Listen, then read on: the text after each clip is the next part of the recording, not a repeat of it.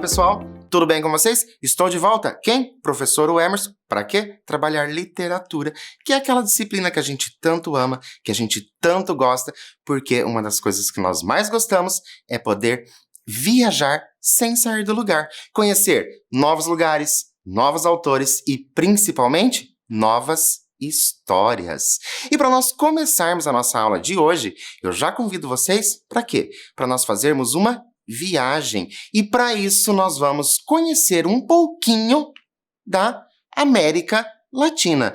Tenho certeza que você aí de casa já ouviu falar sobre a América Latina. Mas afinal, o que é a América Latina? A América Latina corresponde aos países da América no geral, que possuem como línguas oficiais o português. E onde que falamos português? Aqui no Brasil, é claro. O francês, então, falado no Haiti, Ilhas do Caribe também. E o espanhol, claro, que fica para todo o restante dos países da América. Todas essas línguas, português, francês e espanhol, vieram de onde? Vieram do latim, uma língua lá de trás, muito antiga, que possivelmente vocês já ouviram falar. Mas, professor, por que nós estamos falando da América Latina se nós vamos falar de literatura? Ora, porque a literatura, ela viaja pelo mundo, e vocês vão viajar comigo. Por onde? Pela América Latina. Olha que bacana. A história que eu trouxe para vocês hoje, ela é desse livro. Desse livro aqui. Eu já falei desse livro para vocês. Mas é uma história desse livro. E como vocês podem perceber, trata-se, olha só, as folhas estão até amareladas. Trata-se de um livro antigo. Essa edição aqui, essa edição que eu tenho, ela é do ano de 1984. Para um pouquinho para pensar. Em 1984, você tinha quantos anos? Será que você já tinha nascido em 1984? Pois é, essa edição é de lá, daquela época de 1984. E, olha só, esse livro, ele traz 8 contos populares, cada um de uma região da América Latina. Então, quais são os contos que vão aparecer aqui neste livro? Vem da República Dominicana, da Colômbia, da Guatemala, da Nicarágua, Venezuela, Equador, Peru e Brasil, é claro. O conto que tem aqui neste livro do Brasil, a gente já trabalhou. Hoje nós vamos trabalhar um conto de uma outra região. Tudo para quê? Para a gente ver e perceber que realmente a literatura, ela passa por todos os países, indiferente do quê? Indiferente de tempo. Lembra? 1984. Para nós iniciarmos, para a gente já começar a pensar a respeito da nossa história, eu trouxe para vocês algumas imagens. Então eu te convido para observar essas imagens. Não precisa fazer nada. Basta que você olhe a imagem. O que você vê nessa imagem? O que você tem nessa imagem? Será que você conhece esse lugar? Será que você já foi para esse lugar? É um lugar bonito? O que você acha? É uma paisagem bonita? É uma paisagem que traz uma paz? O que você pensa desse lugar, dessa paisagem? E agora, uma outra imagem. E essas? Conhece esse lugar? Já viu na TV? Já viu na internet? Será que você já viu em algum filme essa imagem? Será que isso te traz alguma ideia? E essa agora? O que essa pessoa está fazendo? Conhece alguém que faz esse tipo de trabalho manual?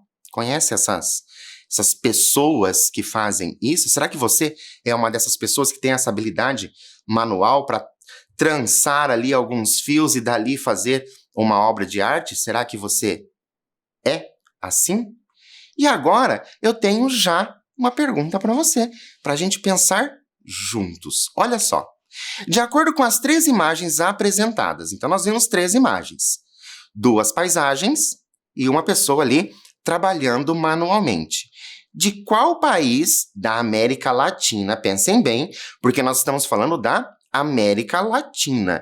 Então, de qual país da América Latina será a nossa história de hoje? Aquelas imagens era para a gente já ir pensando de onde seriam as histórias. Então, dessas imagens, daquelas 3 imagens, a paisagem, lembram? Tinha algumas pedras, depois algo parecido com uma montanha, e depois nós tínhamos aquela pessoa com aqueles trabalhos manuais. Qual lugar será da América Latina que nós vamos viajar? Aquelas imagens nos remete a quê? Eu vou dar um tempo para você pensar e, se for preciso, pesquise, não tem problema. Vou dar um tempo para você pensar, anotar aí no seu caderno onde é que nossa história vai acontecer, e eu volto já para a gente poder continuar.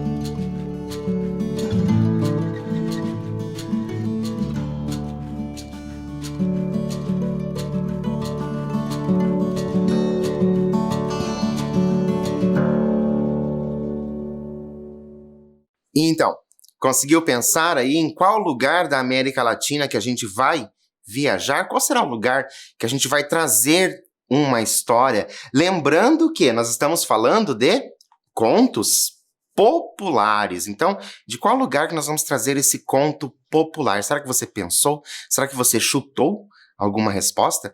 Será que você conhecia ou conheceu esses lugares de alguma forma? Mas, em todo caso, eu trouxe para você. E agora, será que com a bandeira, caso você não tenha conseguido responder, você consegue responder isso? De onde será que é essa bandeira? Conhece algumas bandeiras aí espalhadas pelo mundo? E essas bandeiras que nós temos aqui da região da América Latina, será que você conhece essa? Essa é do Peru. Então, a história que eu vou trazer para vocês é um conto popular lá do Peru. Lembram? Nós estamos falando de contos populares que acontecem na América Latina. E o Peru faz parte de um país aí da América Latina. Ok, professor. Já entendi que nós vamos falar da América Latina, que vai ter um conto da América Latina. Mas e a gente? Não vai saber que conto é esse? Vamos? Mas antes, é claro que nós vamos ver o quê? Outras imagens. Eu vou dar uma dica para vocês de que história nós vamos fazer a leitura. Quem serão os personagens que nós vamos conhecer? Qual é a história? Qual é o título da história? Para isso, eu tenho para vocês algumas imagens que eu não vou dar mais dicas. Será que você já viu essa imagem? Será que você já viu essa planta? Consegue perceber que se trata o quê? De uma planta que produz frutos? Será que você conhece esses frutos? Será que você já comeu desse fruto? Professor, está muito difícil aí, porque essa árvore aí com esses frutos amarelos eu ainda não estou conseguindo reconhecer. Não seja por isso, eu trouxe para vocês o fruto, somente o fruto. Então, já viu esse fruto? Será que você conhece esse fruto? Será que é algo que faz parte do seu cardápio? Será que você gosta desse fruto? É um fruto diferente, já aviso vocês que não é desse fruto comum que a gente encontra por aí, não. É um fruto um pouco diferente daqueles que nós estamos habituados. Agora que nós já sabemos que se trata do quê? Se trata de uma planta, né, uma árvore que vai produzir o quê? Vai produzir frutos. Agora que nós já sabemos disso, eu vou pedir para vocês pensarem no título da nossa história. Se você é uma daquelas pessoas que reconheceu qual é esse fruto, possivelmente você já sabe qual é a história que nós vamos falar. Mas eu trouxe para vocês, para nós pensarmos ainda mais. Nossa primeira imagem é esta aí. O que vocês estão vendo? Como que ela é? O que eu tenho ali? Se eu somar essa imagem a essa outra, tá ficando um pouquinho complicado, professor. Mas vamos pensando. E por último, eu finalizo com o fruto, aquele fruto que nós já havíamos visto. E agora, qual será o título da nossa história? Pense, o que vocês vão ter que fazer? Somar essas três imagens. Essas três imagens é como se elas estivessem ali na ordem do título. Então, a primeira vai ser uma palavra, a segunda imagem, uma outra palavra, e a terceira, uma outra palavra. Tudo isso junto, será que a gente consegue formar o título? Vou dar um tempo para você pensar a esse respeito e eu volto, claro, para a gente começar a nossa história.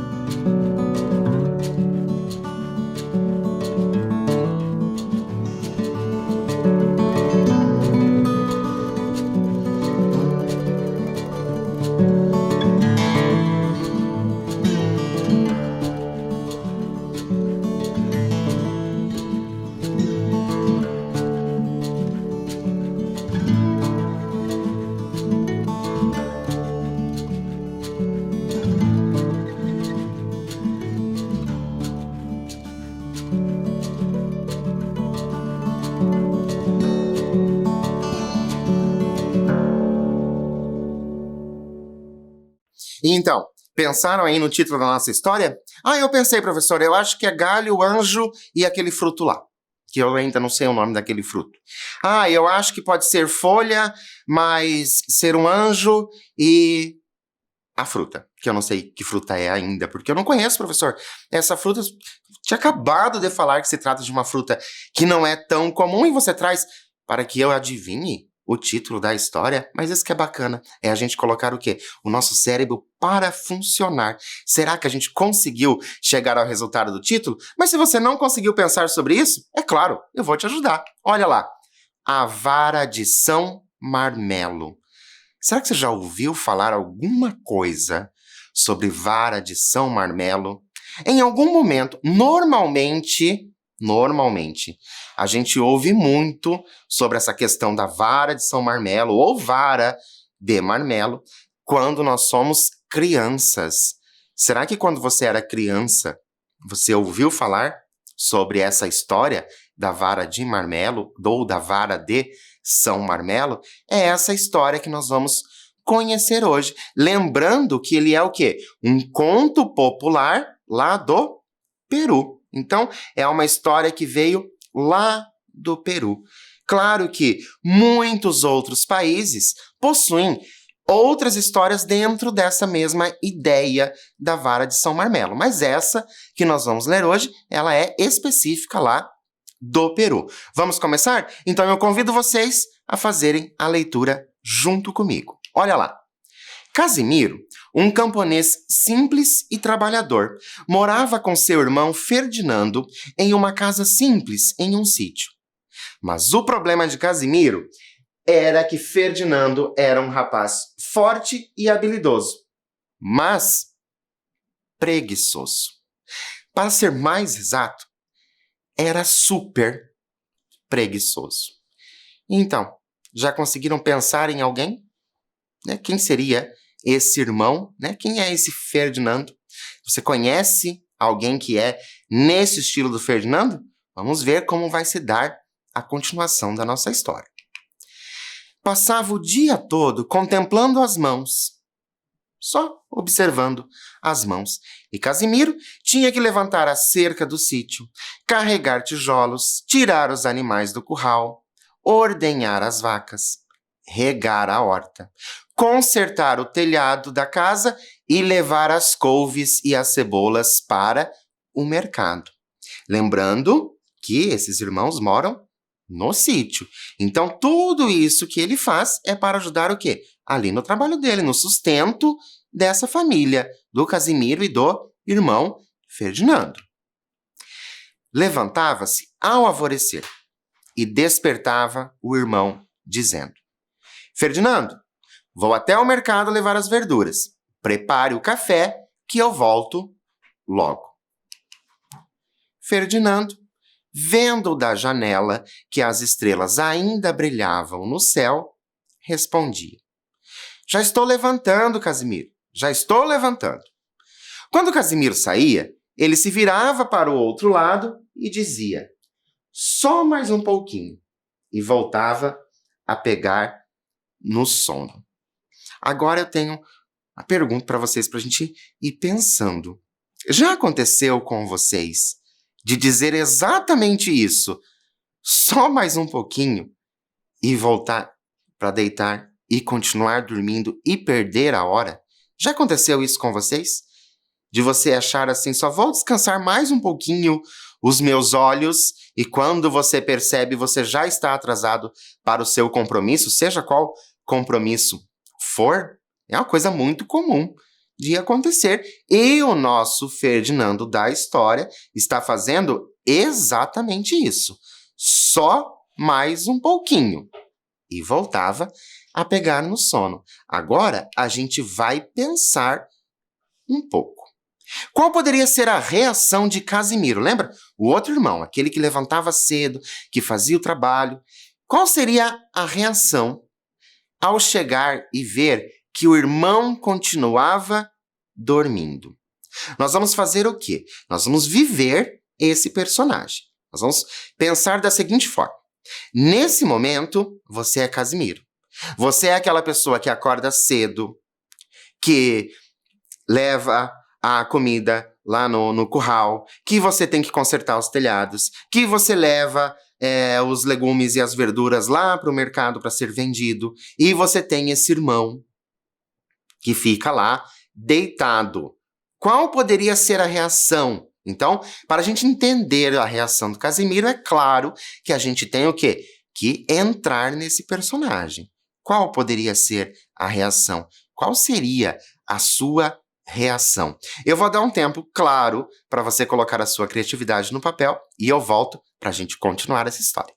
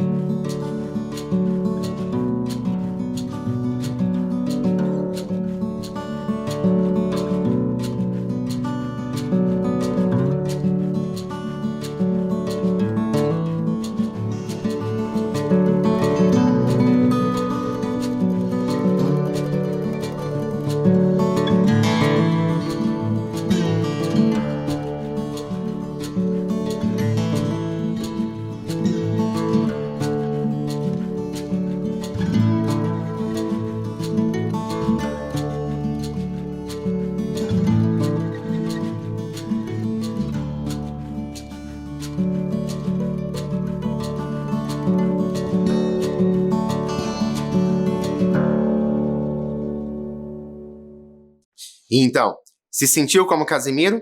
Pensou o que você faria? Será que nessa situação ali do Casimiro, como que você reagiria?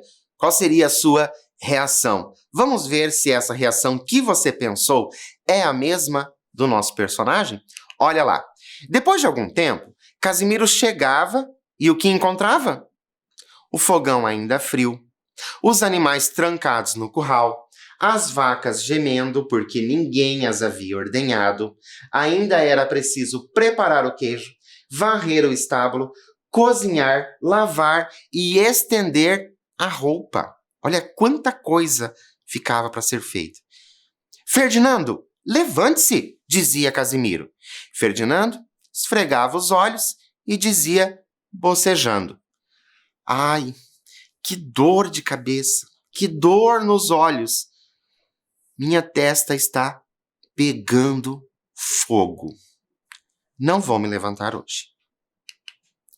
O pobre Casimiro olhava para ele com pena, pensando que seu irmão estava a ponto de morrer, e dizia: Está bem, Ferdinando, está bem.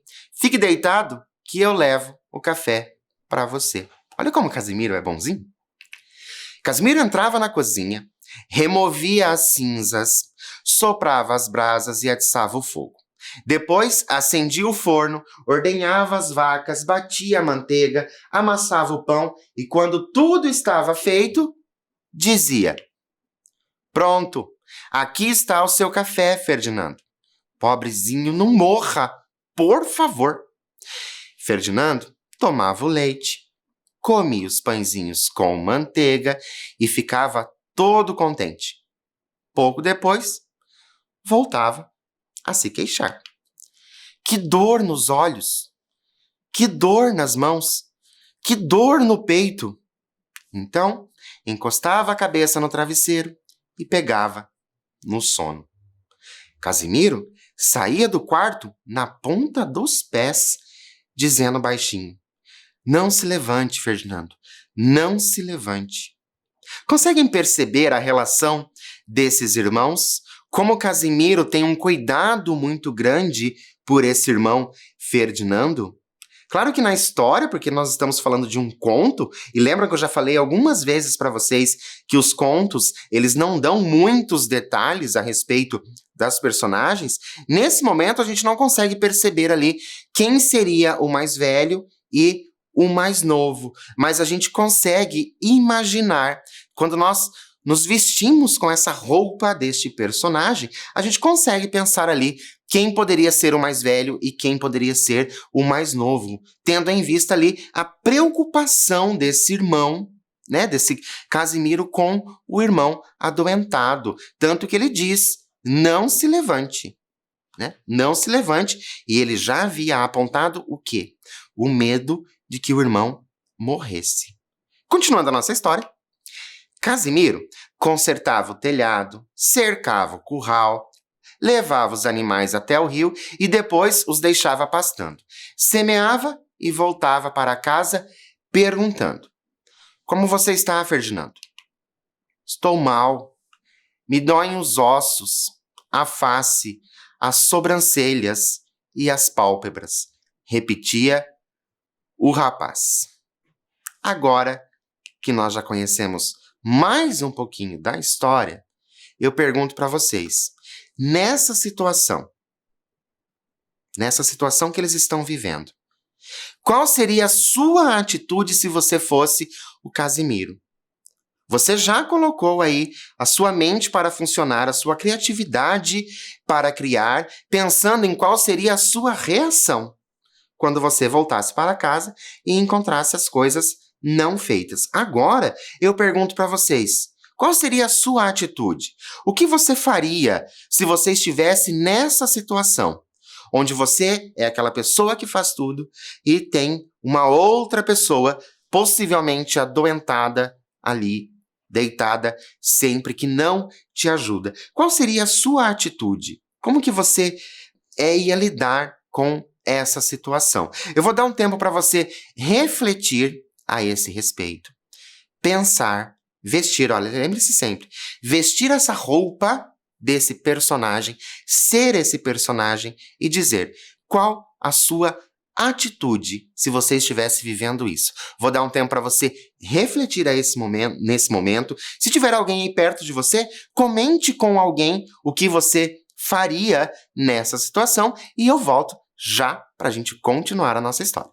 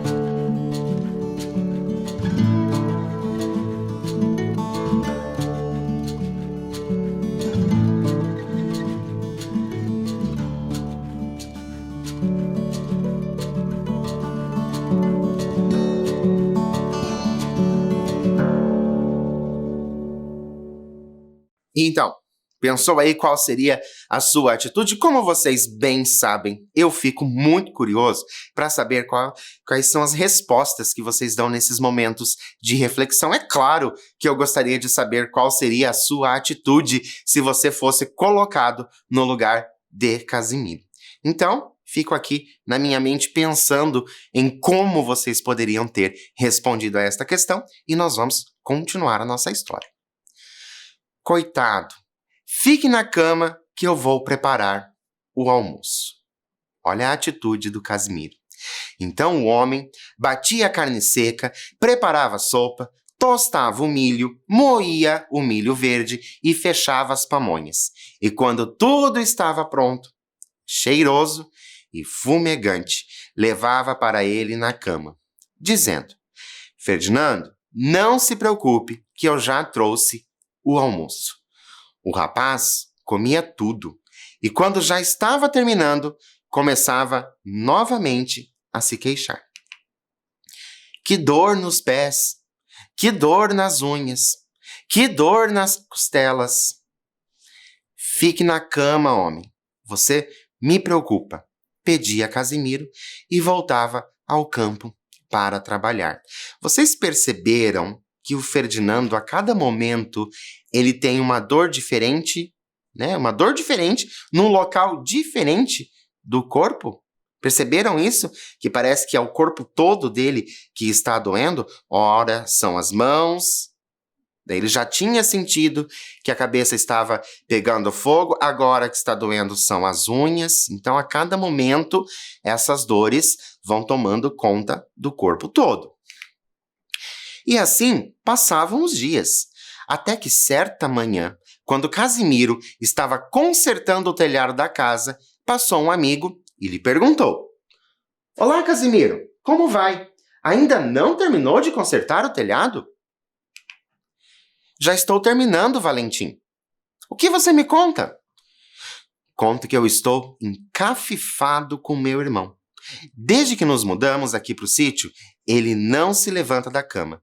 Tem dor nos olhos, na cabeça, nos pés, no nariz, nos joelhos, nas mãos. Dói tudo. Desça daí, Casimiro, que eu quero ver seu irmão.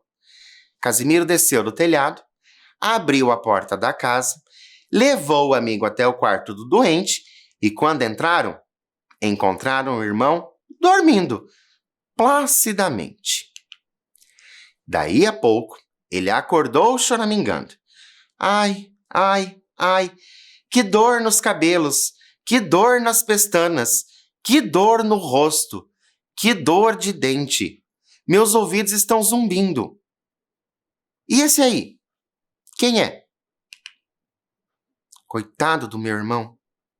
Não vá morrer, pelo amor de Deus, dizia Casimiro, segurando preocupado as mãos do irmão. Não se preocupe, este é meu amigo Valentim. Hã? Exclamou Valentim e chamou o amigo para fora do quarto. Venha cá, compadre, venha. Já sei o que tem o seu irmão e conheço um santo remédio para isso. E agora nós vamos relembrar lá o início da nossa história. Qual poderia ser o remédio que Valentim conhecia? Será que você conhece o mesmo remédio que Valentim? Então, qual poderia ser o remédio que Valentim conhecia? Pense na nossa história.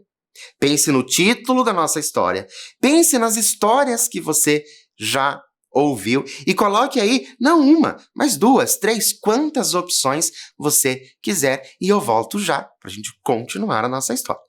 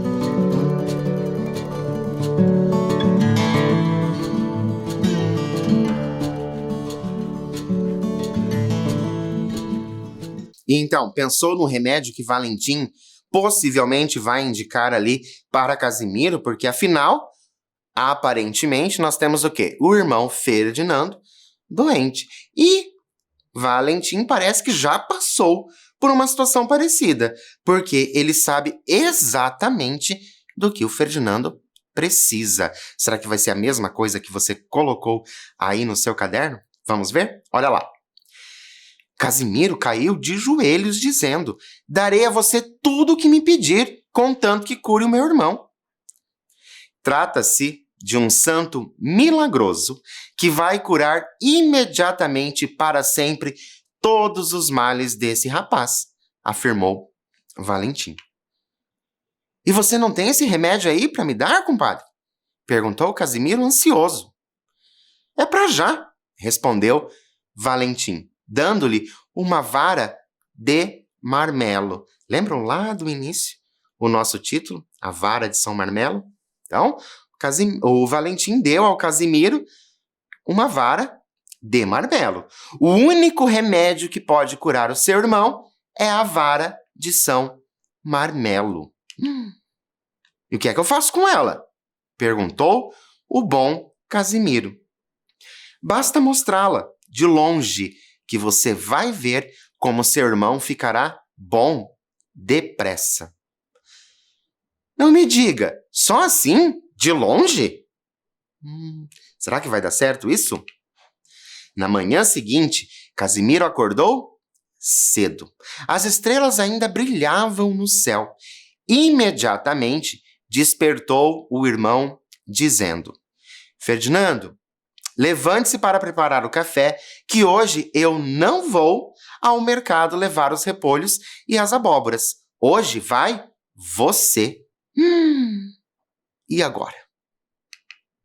Como você acha que Ferdinando reagirá à ordem do irmão? Percebam que, desta vez, o Casimiro deu a ordem. Hoje eu não vou. Quem vai é você. Como será que o Ferdinando vai reagir a isso? Nesse momento, a gente vai pensar no quê? Que nós somos o Ferdinando. Se nós fôssemos o Ferdinando, como que a gente ia reagir a esta situação? Lembrando que o Ferdinando nada sabe da conversa, do encontro entre os amigos, né? O Casimiro e o Valentim. O Ferdinando ainda não sabe disso. Então, qual poderia ser, né, a reação? Como que ele vai reagir à ordem do irmão que foi tão incisiva? Vou dar um tempo para você pensar, colocar a sua criatividade no papel e eu volto para a gente continuar a nossa história.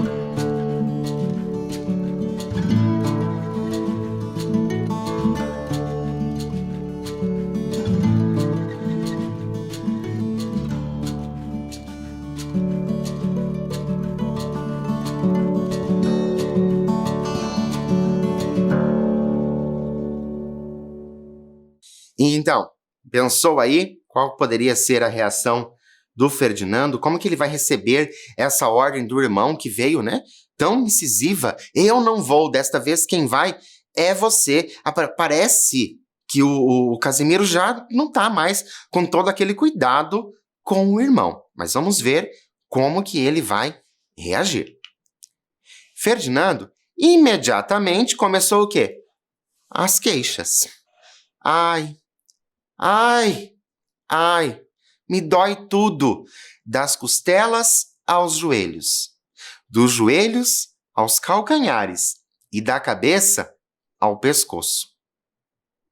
Casimiro levantou a vara, olhou firmemente para o rapaz e disse: Meu querido irmão, já tem o remédio que vai curar todos os seus males.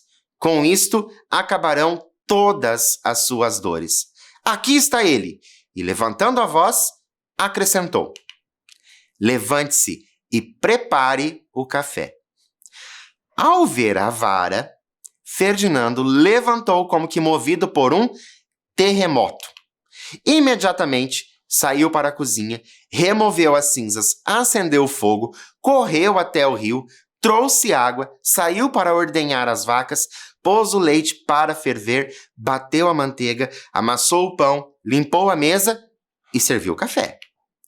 Terminada a refeição, ele lavou as xícaras, tirou os animais do curral, varreu a casa, limpou a cozinha e pôs tudo no seu devido lugar. Em seguida, carregou os burros com as verduras e rapidamente se dirigiu ao mercado. Lembram? Era uma das primeiras coisas que ele deveria ter feito. Casimiro estava atônito. Era absolutamente certo o que dissera seu compadre Valentim. A vara de São Marmelo era um santo remédio. E assim termina a nossa história. Esse nosso conto com cara de causo, que é uma história lá do Peru. Mas agora a gente vai pensar um pouquinho mais nessa história.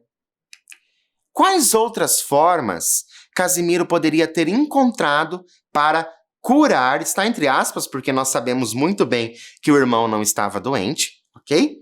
Então, quais outras formas Casimiro poderia ter encontrado para curar o irmão, né? Porque nessa história, Casimiro, né, conseguiu do amigo Valentim a vara de São Marmelo para assustar o irmão. Mas quais outras formas ele poderia ter utilizado para curar, para fazer com que o irmão saísse da cama e o ajudasse? Eu vou dar um tempo para você colocar aí no papel as suas histórias, porque possivelmente você conhece alguma história que tem como você colocar aí uma forma que poderia ser feito para curar esse irmão. E eu já volto para a gente continuar com uma curiosidade.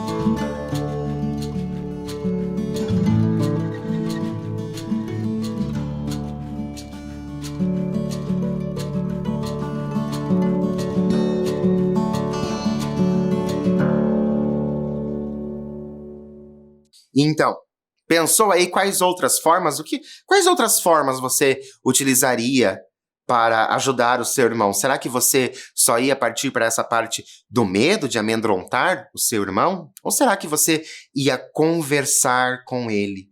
Lembra que eu falei para vocês que eu trouxe uma curiosidade para vocês? E essa curiosidade é uma pergunta que nós vamos conversar sobre ela. preguiça é doença? O que você acha? Você aí de casa, você que está nos assistindo, você acha que preguiça é doença? Você acha que quando a pessoa está com preguiça, ela é uma pessoa doente? Se é doença, será que tem cura? Como será que é essa relação com a preguiça? Eu trouxe para vocês um estudo, é muito simples, o resumo de um estudo que fala sobre a preguiça. Olha só, não há definições médicas ou psiquiátricas que classifiquem a preguiça como patologia, ou seja, como doença. Os momentos de ócio, os momentos de ficar sem ter o que fazer, são muito indicados para a manutenção da saúde mental. É importante ressaltar, todavia, que a preguiça é sintoma de algumas patologias. Ou seja, a preguiça não é doença, mas ela pode ser um sintoma de uma outra doença. E a gente tem o exemplo ali como a narcolepsia. Narcolepsia, professor, que nome estranho. Mas olha só, que é o excesso de sonolência. A depressão, cujos sintomas incluem passividade e falta de motivação. Ou ainda síndromes ligadas ao cansaço, como a síndrome da fadiga crônica. Nesse sentido, é importante estar atento à relação que é estabelecida com a preguiça. Resumindo e respondendo, nem todo preguiçoso está doente. Fiquem de olho. Mas algumas pessoas, quando doentes, apresentam preguiça entre os seus sintomas. Conseguem perceber que interessante? Que a preguiça não é doença, mas ela pode ser um sintoma de uma doença. E agora, existe cura para a preguiça? Será que existe? Como a preguiça não é considerada uma patologia, não se pode falar em cura. Mas algumas mudanças podem diminuir significativamente a moleza e fornecer novas formas de energia e motivação. Quando você está sem energia, sem motivação, que parece assim que você está, já desgastado pelo tempo, sem querer fazer absolutamente nada, o que você faz para ter energia novamente? Vamos ver o que esse estudo nos indica? Olha lá, a prática de exercícios físicos é uma dessas mudanças. Já pensaram nisso? Estou com preguiça. Acho que vou fazer um exercício para ver se eu melhoro. Algum acompanhamento terapêutico também pode ser indicado na tentativa de buscar compreender as causas da preguiça ou ainda resgatar antigas atividades consideradas prazerosas. Então, olha que interessante, que você pode acabar com a preguiça, o quê? Com atividades que você gosta. Será que lá na nossa história, lá no causo que nós lemos, será que não passou isso pela cabeça do Casimiro? Que poderia oferecer outras coisas para o irmão? Além disso, alimentos mais leves, olha isso, é muito importante. Alimentos mais leves e dietas mais balanceadas parecem estar diretamente ligados à disposição para as atividades. Então, se a gente quer mandar a preguiça embora, vamos cuidar um pouquinho da nossa alimentação, fazer alguns exercícios físicos, procurar alguma atividade que a gente gosta bastante de fazer. Para quê? Para a gente não cair na mesma coisa que o Ferdinando, de não querer nem levantar da cama. Espero que vocês tenham gostado da nossa aula de hoje. Espero que vocês tenham gostado desse caso que veio de onde? Da América Latina, lá do Peru. Lembrando que é uma história antiga, lembram? Lá no início eu falei que o livro é de 1984. Espero isso de vocês e é claro que espero vocês quando? No nosso próximo encontro. Então, até lá!